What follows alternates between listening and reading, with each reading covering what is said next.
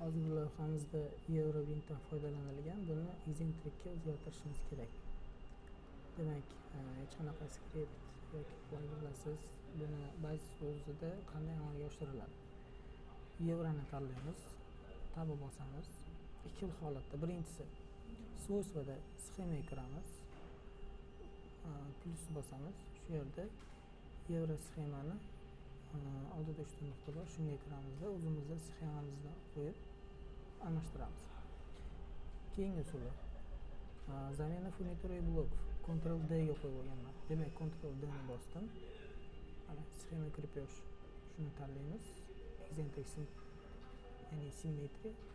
Okey. Mana bizda Excentric tushdi, faqat tangasi tepaga qarab qoldi. Buni qanday qilib pastga o'girishimiz mumkin? Endi bunda skriptdan foydalanamiz. Tab bosaman. Skriptimni Shift yo'ga qo'yib olganman. Shu holatda mana tangasini tepa pastga o'zgartirish mumkin. Oldidan ko'ramiz. Markazdan qochmaydi, detalga zarar yetkazmaydi.